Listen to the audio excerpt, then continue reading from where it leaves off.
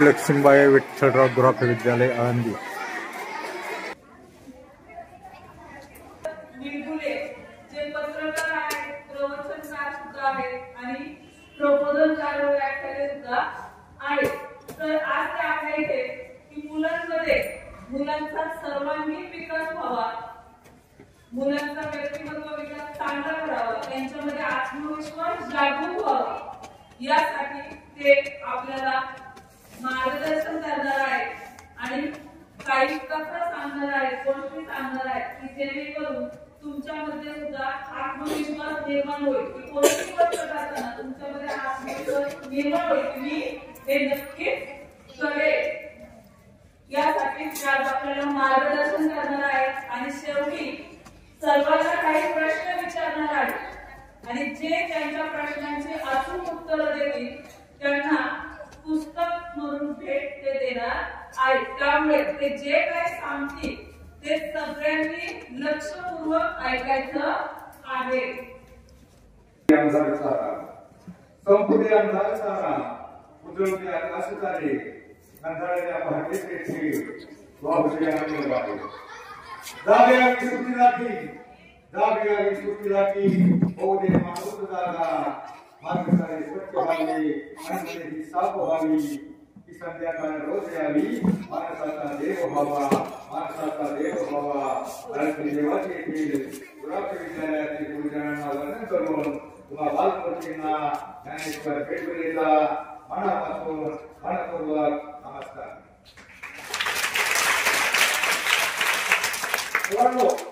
आता बघा जो माणूस पायाने चालतो तो ठराविक अंतर गाठतो। तुम्ही कशाने चालता?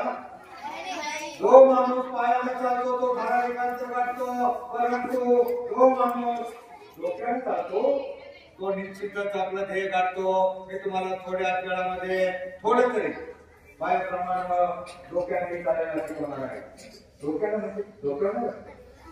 डोक्याने म्हणजे नीट सरळ अभ्यासामध्ये डोकं वापरून जीवनामध्ये तुमच्यातला प्रत्येक चांगला मोठा आणि यशस्वी माणूस होऊ शकतो हा विश्वास देण्यासाठी मुक्ताई विश्वसेवा प्रतिष्ठानतर्फे तुमच्या समोर हजर आहे। बऱ्याच वेळेला मुलांना असं वाटतं अरे मी गरीबाचा, मी कमी हुशार, मी खेडेगावातला, माझ्या बापाची गरिबी, माझी कोणत्या जातीमध्ये जन्मलो, मी हलक्या जातीमध्ये जन्मलो, मी लुकडा, मी काळा, मी नकटा, मी कसा मोठा होणार? तुमच्यातला प्रत्येक जण मोठा होणार, काळाही मोठा होणार, लुकडाही मोठा होणार, प्रत्येक जण मोठा होणार आणि तुम्ही विदर्भ मराठवाड्यातून आलात, आळंदीमध्ये आलात तर तुम्ही तर डबल मोठे होणार।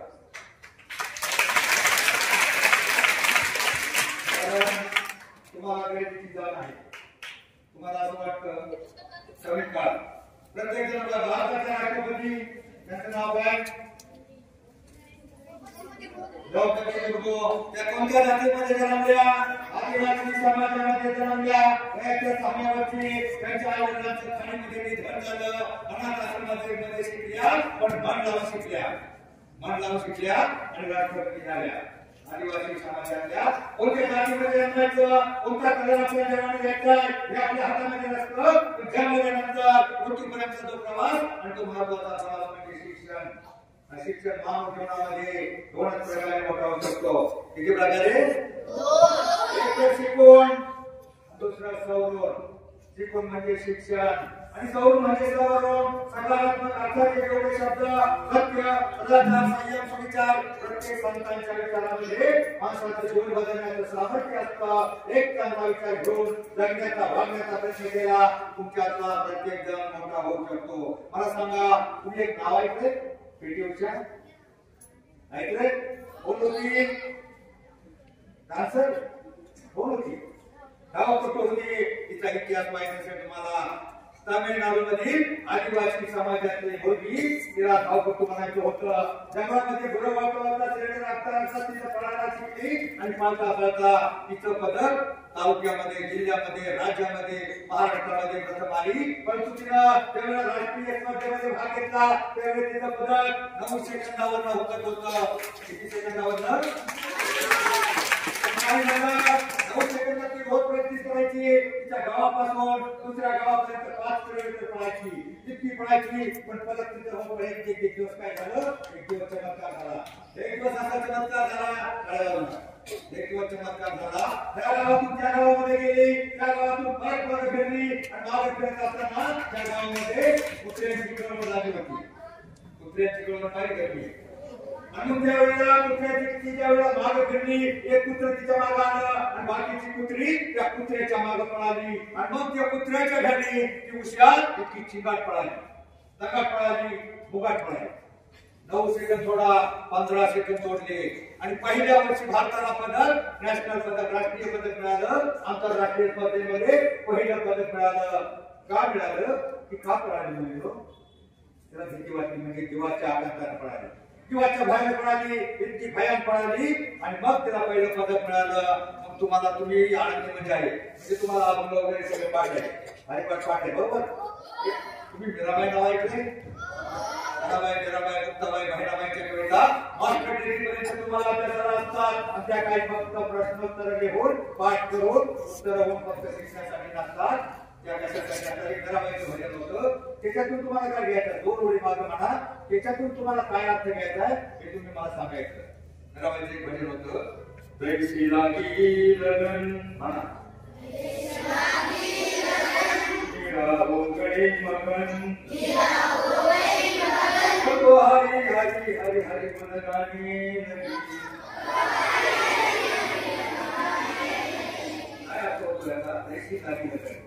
जैसी लागी लगन म्हणजे मीराबाईला श्रीकृष्णाच्या भक्तीची एवढी आवड कोणी निर्माण झाली होती तशी कोणी तुम्हाला त्यासाठी निर्माण झाली आणि मीरा होगे मगन म्हणजे मीराबाई श्रीकृष्णाच्या भक्तीमध्ये एवढी लीन भक्त झाली होती तसं जर तुम्ही अभ्यासामध्ये मग्न झाला तर जगातली कोणतीही शक्ती तुम्हाला मोठं होण्यापासून रोखू शकणार नाही असं होणार नाही का पाकिस्तान स्वातंत्र्यवादी आणि म्हणाले बाया घरोबा गोळ्या कलेक्टर होऊ नकोस म्हणाले का जगातली कोणतीही शक्ती तुम्हाला मोठं होण्यापासून रोखू शकत नाही फक्त काय दुश्मन शत्रू आहे आणि शत्रू तुमच्या आतमध्ये आहे तुमच्या आतमध्ये काय शत्रू आहे ते तुम्हाला मोठं होऊन देणार नाही कोणती शत्रू आहे तुमच्या आतमध्ये हा माणसाचा सगळ्यात मोठा शत्रू कोणता काय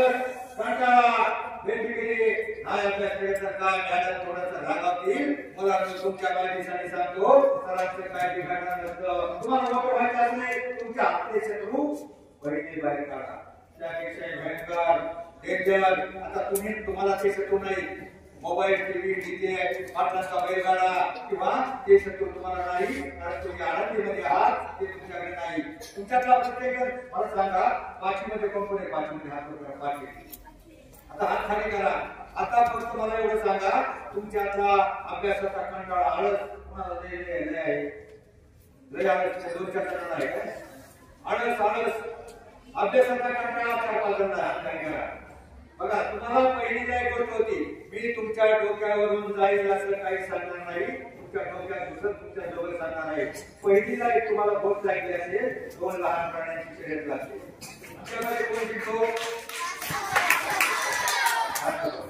कासो का जिंकला तर तो थांबला नाही प्रत्येक गोष्टीमधून काहीतरी गोष्ट असतो प्रत्येक घरामधून काहीतरी धडा घ्यायचा असतो त्या कासोपासून एवढं शिकायचं तर थांबायचं नाही रोजच्या रोज अभ्यास ग्रहपाठवर रोजच्या रोज केला तर तुम्ही जीवनाची कधी शिकणार आहे 5वीच्या मुलांना 5वी पर्यंत गेला सत्य घटना सांगतो की तुम्हाला खोटं काही सांगणार नाही करमाळ्या तालुक्यातल्या देऊळगावचा वाड्या या समाजाचा काळाचा मुलगा त्याला अभ्यासाचा फार कंटाळा त्याच्या आईने बळशात पाठवला पहिल्या दिवशी तो गेला तो आईचा घास होता पण गेला पहिल्या दिवशी त्या शाळेमध्ये ड्रेस दिले 8 वर्षीय मुलांना ड्रेस दिले त्या दिल्यानंतर त्या मुलाला कपडे फाटले होते त्याला आनंद झाला त्याने मोठ्या खुशी ड्रेस घातले आणि ड्रेस घातल्यावर तो मागच्या बाजूला बसला त्याला अभ्यासाचा कंटाळा तो नेमका मागच्या बाजूला बसतो आणि मागच्या बाजूला बसल्याच्या नंतर त्याच्या शेजारी एक चमत्कारी पोरग होतं ते आनंदात ड्रेस घालून बघत होतं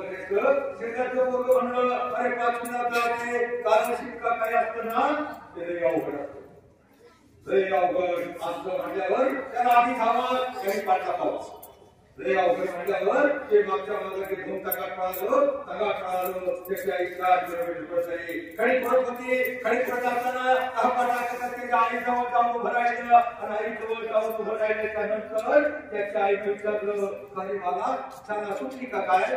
मला म्हटलं नाही आई, शाळा नाही सुटली. पाठी फुटली. मला नाही शिकायची शाळा म्हणला. लय अवघड म्हणतात. ते पोरग म्हणलं लय अवघड आहे, मला नाही शिकायची शाळा. त्याच्या म्हणली अरे शिक बाळा. आमच्यासारखे गाव कष्ट करून खडी पडून सुखात कशाला जमतो. शिकून जाऊन काहीतरी पण. तो म्हणला नको आई, मला लय अवघड, मला लय कंटाळा येतो, मला नाही शिकायची.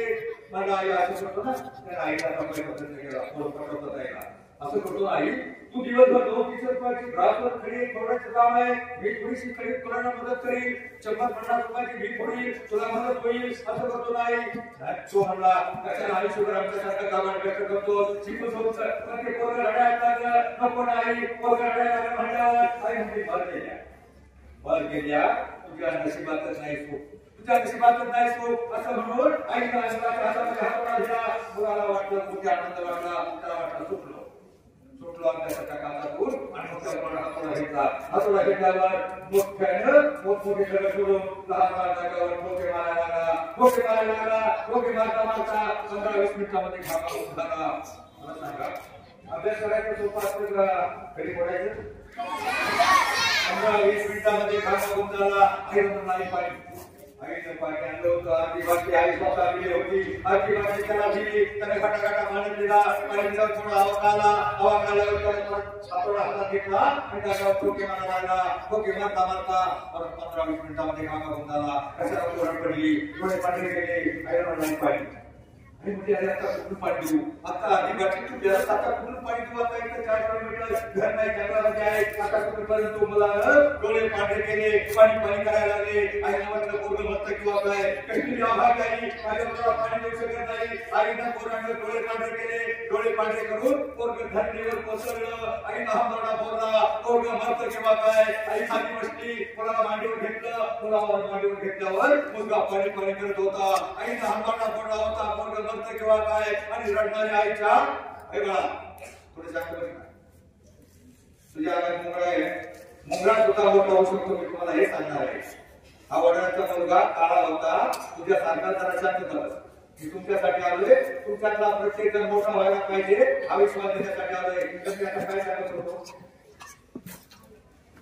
काय झालं? एका शाळेमध्ये सरांनी सांगितलं रामायणावर होणार, रामाचा जन्म, सीता स्वयंवर, लंका दहन, रावणाचा वध सगळं सांगितलं. रावणाला कोणी मारलं, कोणता मान वापरला, कसं मारलं सगळं सांगितलं. पण एक पोरगं त्याचं लक्ष नव्हतं. ते शेजारी त्याला मारत होतं. त्याला म्हटलं हे मागच्या आपण 2 नंबर रावणाला कोणी मारलं रे? तो म्हणतो मी नाही मारलं. त्यासाठी तुमचं लक्ष काय? रावण कुठे तुला सापडणार? तुझं शाळेत लक्ष नसतं, रावण कोणता मिळणार? तर मी सांगत होतो पोराचं डोळे पांढरे केले. आईनं पाणी करणाऱ्या मुलाच्या डोळ्यामध्ये, मुलाच्या तोंडामध्ये रडणाऱ्या हमरडा बोलणाऱ्या आईचे 4 अश्रू टपकले. त्याच्या तोंडामध्ये अश्रू पडले. आता मला सांगा अस्वाईनं थोडी तहान लागणार आहे, परंतु थोडासा ओलावा वाटला. जिभेला थोडासा ओलावा वाटला. त्याला भीक बाहेर काढली. डोळे उघडले. तसे डोळे उघडले तसा तालुक्याचा तालुक्याचा व्हिडिओ आणि कॉन्ट्रॅक्टर तिथं हजर झाला. कारखाना ब्रेक मारले आणि त्यानं पाहिलं की म्हातारी पोरगं मांडीवर आहे. त्या म्हातारीने खेळले. तुला काय अक्कल? तुला काय अक्कल? तुला सांगितलं होतं ना उद्या आपल्याला काम माझ्या घरी पडायचं आहे. आज घरी कोण झाले पाहिजे. एवढ्या मोठ्या राजकाला मांडी उठून बसली. तसला व्हिडिओ उठवायला तशी आई उठली तसं पोरगं दगडामध्ये पडलं. डोक्यातून रक्त आलं आणि रक्त आल्यावर पोरगं मोठ्यानं भोकाड फोडलं. पोरगं रडायला लागलं. आई पहिलीच रडत होती आणि तो पहिली रडायला लागली. पण त्या व्हिडिओला काही सुटत नव्हतं. त्या व्हिडिओचा पोरानं मला काही गाडवा शाळेचे कपडे घालून आमच्या कामाचा खोडा करायला आला. तो काय करत आई शिकून सोडून काहीतरी म्हणायचं आमच्या कामाचा खोडा करायला आलाय. त्यावेळेला त्या मुलाला 17 शिव्या दिल्या. गाडवा मूर्खा नालायक व्याकरण बेशरम. व्याकरणामध्ये हिंदी मराठी इंग्लिश जेवढ्या शिव्या त्या व्हिडिओला येत होत्या तेवढ्या शिव्या त्या मुलाला दिल्या. गाडवा शाळा शिकायला सोडून शाळेत पाहिजे कपडे घालून आमच्या कामाचा भंग करायला आमच्या चायला त्यांना जाणवलं आई रडकोची तरी त्याला व्हिडिओ म्हटला तुझा महिन्याभराचा पगार देणार नाही आज तुझी काही कोण झाली नाही ना महिन्याचा पगार देणार नाही आईने पहिला सामाना पोरगा होता पोरग डोळ्यातून रक्त येतो डोक्यातून रक्त येतो पोरग मोठ्यानं भोकाट फोडलं होतं दोघेही रडत होते तरी तो व्हिडिओ त्याच्या आईला वाणी देत होता तुझा महिन्याचा पगार देणार नाही आईवर खवळत होता आणि पोराला जाता जाता परत सांगितलं काढवा शाळेचे कपडे घालून शाळा शिकायचं सोडून तिकडे आमच्या कामाचा गोंगाट करायला आला सतरा शिव्याच्या पोराला देऊन व्हिडिओ पाठवण्यात आला आईला आंबडा पोरला होता पोरग बांधता किंवा काय पोरग पहिलं रडत होतं डोक्याला लागलं होतं पाणी पाणी करत होतं पोरानं भोकाट पसरलं होतं आईनं आंबडा पोरला होता तो घरी रडत होते तो घरी रडता रडता दमले आणि मग दमलेल्याच्या मुलानं आईकडे पाहिलं आईचा तो केळीवाना चेहरा त्या मुलानं पाहिला आणि तो मुलगा थांबला आणि मग त्याने खाली एक कपची उतरली मुलगा थांबला आई म्हणला थांबाई रडू नको थांब आणि त्याच्या कपचीनं मोठ्या दगडावर एकच वाक्य लिहिलं म्या साहेब म्हणा त्याचं सुचेले नव्हतं त्याला काही येत नव्हतं वाकड्या तिकडे एक अक्षर लिहिलं त्या साहेब म्हणा त्याच्यापेक्षा मोठा साहेब म्हणा त्या मला 17 शिव्या दिल्या त्याच्यापेक्षा मोठा साहेब म्हणा त्या तुझा उघड होतं त्याच्या मोठा साहेब म्हणा आणि मग त्याला ती कपची फेकाटून दिली नवच्या पिंड पळालं आणि शाळेत येऊन बसलं ते माग बसायचं पोरगं ना की जरा पुढे येऊन बसलं आणि त्या घराबाईच्या प्रमाणे त्याची लागली लगन त्याला आपल्यासाठी गोडी निर्माण झाली तर म्हणलं शिकलं 5वीला माता खेळत नव्हतं पास झालं 7वीला 7% 10वीला 70% आणि 10वीला गेल्याच्या नंतर त्याच्यामध्ये ताकद आली त्याला काय व्हायचं होतं काय म्हटलं होतं त्या साहेब होण्यासाठी काय लागतं 10वी ते 12वी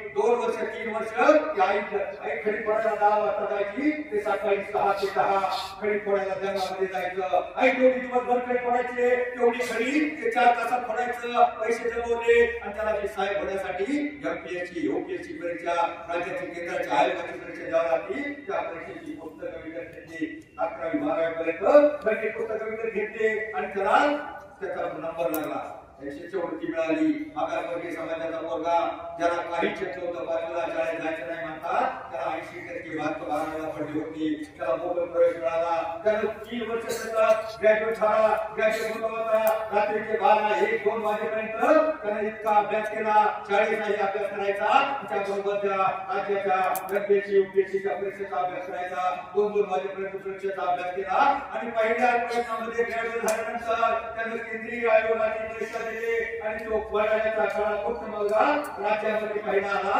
बालाजी मंजुळे त्याचं नाव जेवढच्या जवळच्या गावाचा तो मुलगा पहिल्या प्रयत्नामध्ये कलेक्टर झाला आता मला सांगा त्याला काहीच येत नव्हतं शाळा शिकायची म्हणत नव्हता तरी तो कलेक्टर कसं काय झाला का जरा सांगू शकाल का झालं त्याच्यामध्ये टीचर निर्माण झाले मला काहीतरी बनायचंय त्याला रागाला मनातून भेटणं झालेला अरे साहेब मला बोलतोय काय त्याच्यापेक्षा मोठा साहेब होणार आणि तो कलेक्टर झालेला मुलगा त्याची पोस्टिंग 16 झाली आणि तो कर्मचाऱ्याचा वेळ होताना त्याचं प्रमोशन होऊन तो त्या 16 उपकार्यकारी अभियंता शिव म्हणून त्याच्या आयोगाने गेला त्या दिवशी कोणता मिळणार आपल्या कोल्हापूर जाता कोणता नवीन कलेक्टर येणार आहे अशी भेट मिळाल्यावर सगळे अधिकारी हात पुढे त्या व्हिडिओ होता तो व्हिडिओ झालेला पुढे काय होता त्यावेळेला पाहिलं गेट मधून काळा कुठला सकाळी नक्की घातलेला एक जवान गेट मधून एंट्री केला तो जवान जवळ होता जवळच्या झालेल्या वड्या कमराला स्वतःला काय स्वागतासाठी होते त्याच्यावर मदत करणे आणि मदत केल्यानंतर एका अधिकाऱ्यावर त्याची नजर खेळली एक अधिकारी त्याचा ओळखीचा वाटला कोणता अधिकारी ओळखीचा वाटला होता ज्याने शिवीला दिल्यावरच्या व्हिडिओ तो प्रवचन झाला होता तो अधिकारी ओळखीचा वाटला आता मला सांगा या कलेक्टरच्या अंडरमध्ये तो अधिकारी ज्याने शिवीला दिल्यावरच्या एका हाताखाली तो अधिकारी येणार आहे तर त्या अधिकाऱ्याचं त्या कलेक्टर झालेल्या वाटाण्याच्या मुलानं काय केलं पाहिजे काय केलं पाहिजे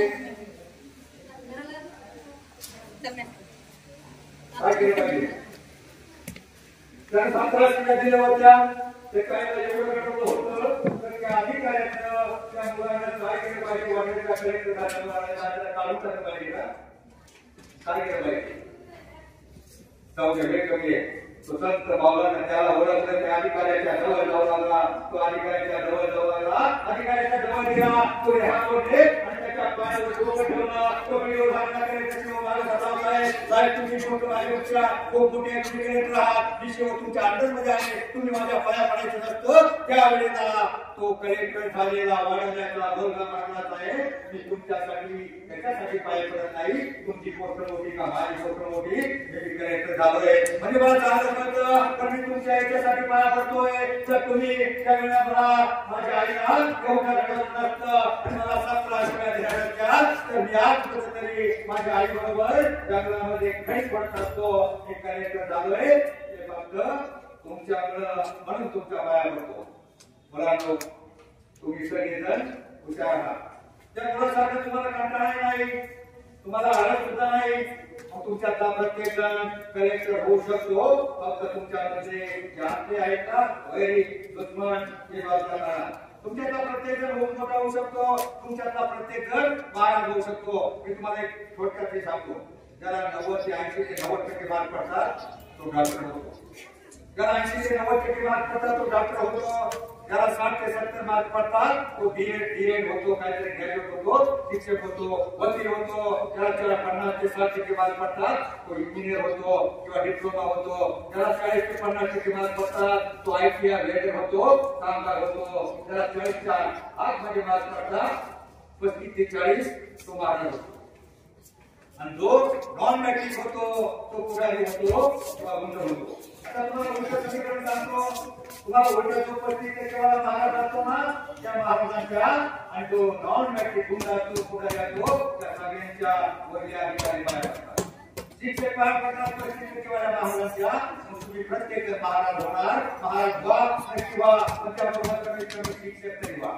कारण आमचे एक नांदेडचा महाराज आहे. आम्ही सातव्याला बोलवतो 50,000 त्याला देतो. शिक्षकाला महिन्याला 50,000 मिळत नाही. तो नोकरी करत नाही. तो महाराज शिक्षक आहे. तो नोकरी करून तो माणूस महिन्याला 4 शिक्षण करतो. म्हणजे डबल पैसे जाऊ द्या, पण पैसे जाऊ द्या चांगले खाऊन चांगले राहून लोक पाया पाडतात, लोक मान घेतात, समाज सुधारण्याचं काम करतात. तुम्ही विदर्भ मराठवाड्याचे आहात. तुमच्यातला प्रत्येक जण कमीत कमी कामगार तरी होईल, डिप्लोमा तरी होईल किंवा कमीत कमी शिक्षक होईल आणि त्याबरोबर महाराज होईल अशी अपेक्षा व्यक्त करतो. आणि एवढंच सांगतो. मला सांगा मुलांनो, तुम्हाला स्वप्न पडतं? स्वप्न कधी पडतात?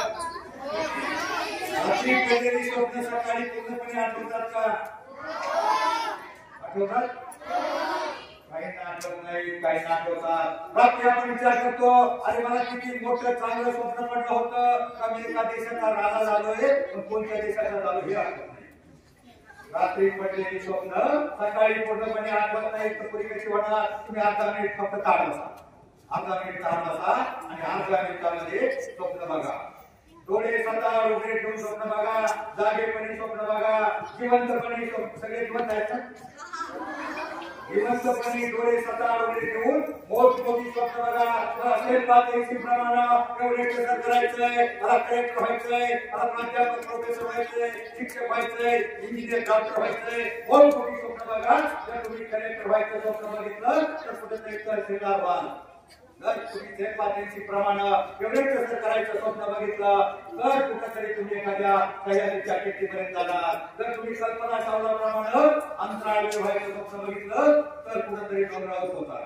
मोठी स्वप्न बघा. आणि स्वप्न पूर्ण करण्याचा सध्या तुमच्याकडे एकच मार्ग आहे, तो म्हणजे शिकून आणि सवरून. तुम्ही आनंदित आहात म्हणजे संस्कार तुम्हाला नक्की मिळत आहे, पण शिकवून. कारण शिक्षण म्हणजे दुनियातून विश्व निर्माण करण्याचा मार्ग.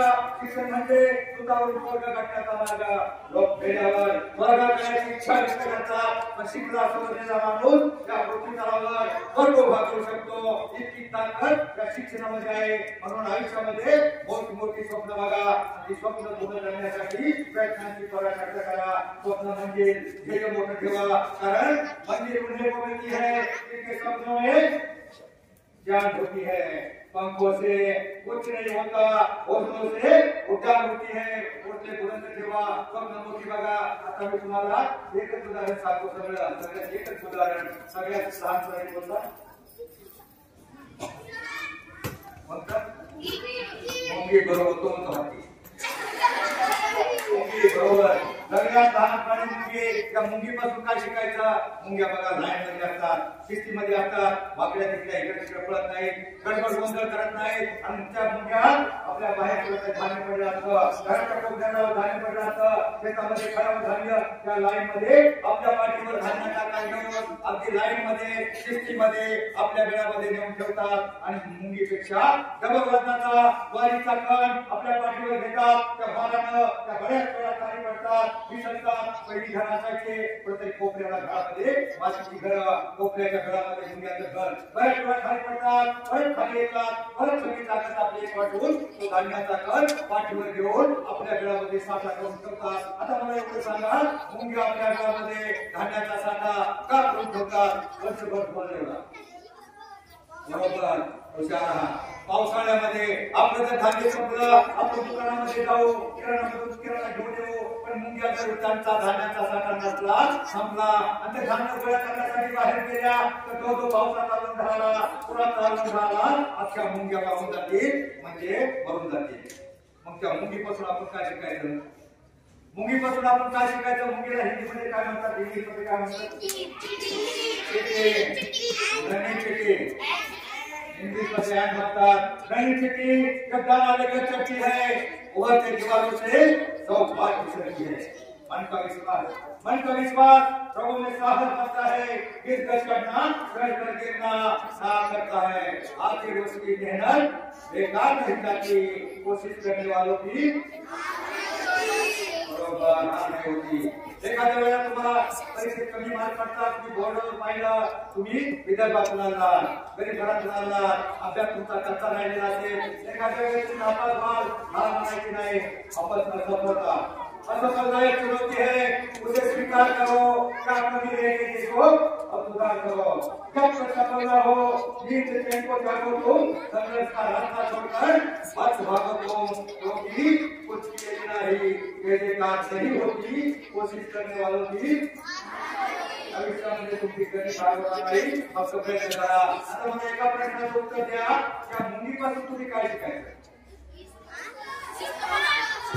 कशाचा सामना करायचा तुम्ही?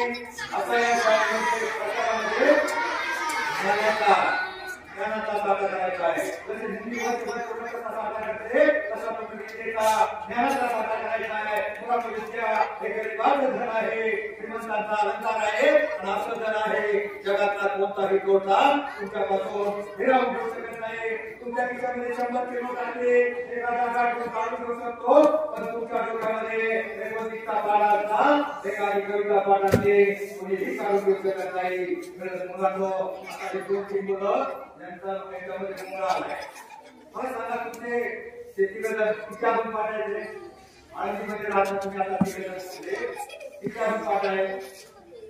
अभंग या शब्दाचा अर्थ असा आहे, ज्यांच्या हरिपाठातले भगवान अभंग पाठातील त्या का वाक्याप्रमाणे एक हरिपाठामध्ये 38 नंबर अभंग आहे. अवघाची संसार सुखाचा प्रेम काय होतो? अवघाची संसार म्हणजे कोणाचा म्हटले? आपल्या घरातला म्हणजे का पुष्पामुळे कुठली कुठली आपल्या जगाचा संसार म्हटले आणि आनंदी म्हणजे सगळीकडे आनंद निर्माण करेल, भरगोटी पाताळ सगळीकडे आनंद निर्माण करेल. अभंगाच्या एका चरणाचा अर्थ बघा, तुम्ही आळंदीच्या जनाबाईच्या जवळ तुम्ही लागला लहान लहान लहान मुले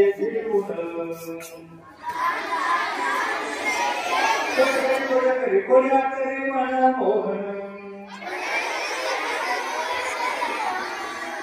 पोरं थोड्या काळात म्हणून सांगितलं, तर आता वेळ संपलेला आहे. मला वाटतं तुमची वेळ संपलाय ना? नाही ना? बरं, तुम्हाला शेवटचं एक सांगतो. आमच्या वेळेला मी सिटी बॉर्ड होती, सिटी बॉर्ड कॉलेजला गेलो. आता मला सांगा, त्याचे 2 पाय तुटले, तो मोठा होईल, सगळीच्या 2 चपला तुटल्या, तो मोठा होईल. चपला कुठे म्हणजे त्याला पाय शेवट सुद्धा सांगतो फक्त 5 मिनिट आहे मी सिटी वर पाण्यात धुतो आणि तेवढ्या चपला सुद्धा नीट नव्हत्या एक चप्पल तुटली चप्पल खासून मी पुढे निघालो त्या वेळेला माझी दुसरी चप्पल तुटली मनामध्ये रडत होतो अरे कसली आपली गरिबी कष्ट माझं भाग्य माझा तो चपला सुद्धा मिळवले मी रडले त्याच्या ह्याने उभारताना मी समोर एक त्याला पाहिला त्याला 2 पाय नव्हते एक हाताची आशीला मुलगा 2 पाय फुटले होते तो त्याच्या चेहऱ्यावर दुःख नव्हतं तो आणखी आनंदामध्ये आपली जी हातगाडी होती त्या गाडीवर बसला होता पायाने ढकलत तो पुढे होता आणि त्याला पाहिल्यावर त्याला त्या गाडीवर बसल्या होत्या विचारत होतो एकटा चालवानी डोळ्यात माझी आघडून आले पाणी रडलेच थांबले परंतु जेव्हा दिसला मुलगा येतो पायात होती जो असला होता त्याच्या गाडीमध्ये पिशवी होती खडखड तो बाजूच्या ओट्यावर असा पाय आपली बॉडी ढकलून ओट्यावर बसल्यावर त्यानं कागदाची पिशवी काढली मित्रांनो तुम्हाला याच्यासाठी सांगतोय मित्रांची घटना सांगतोय आणि आज तो मुलगा त्याच्या हातावर पोराला शिक्षण केले तो मुलगा त्याने पिशवी काढली तशी शेवटच्या केंद्रामध्ये मला वाटतं नाही समोर आली त्याने पिशवीमधून साहित्य काढलं तर त्याच्या पिशवीमध्ये काय सांगू त्याच्या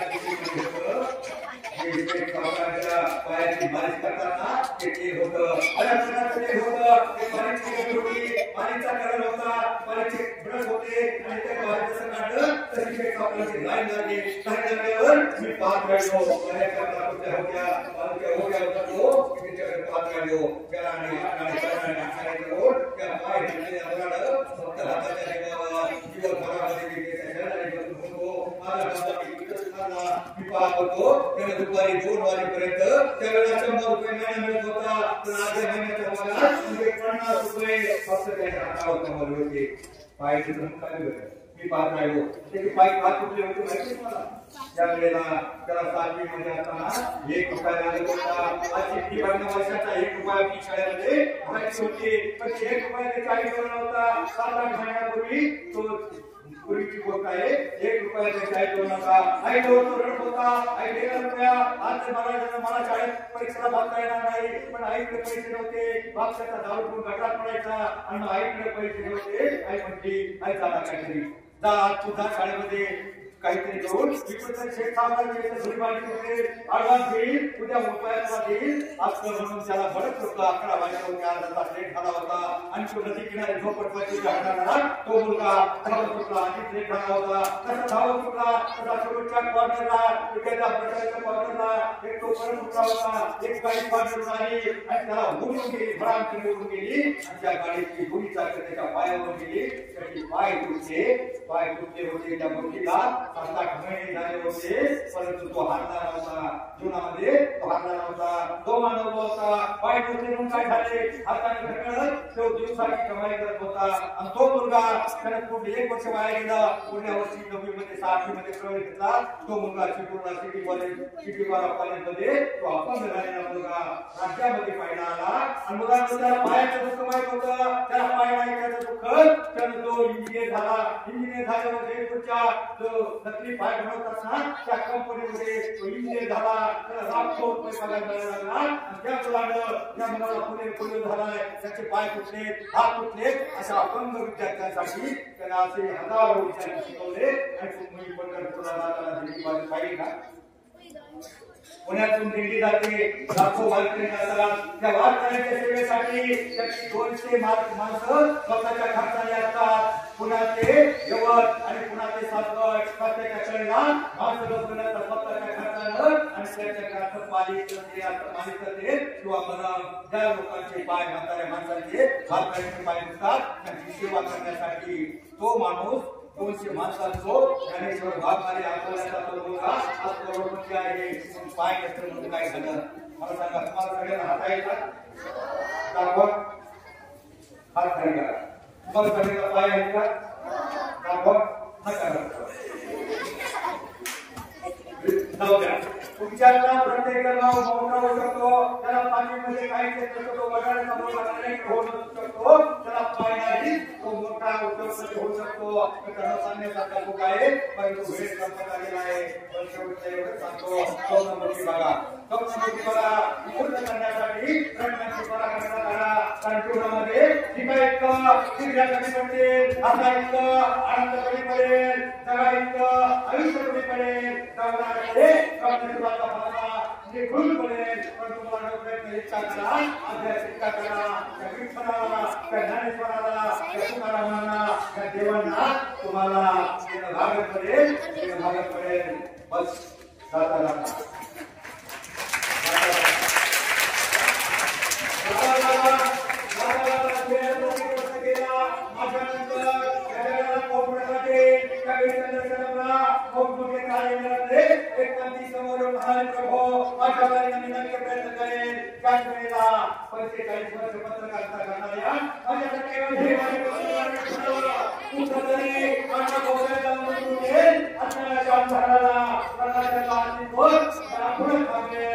पुढे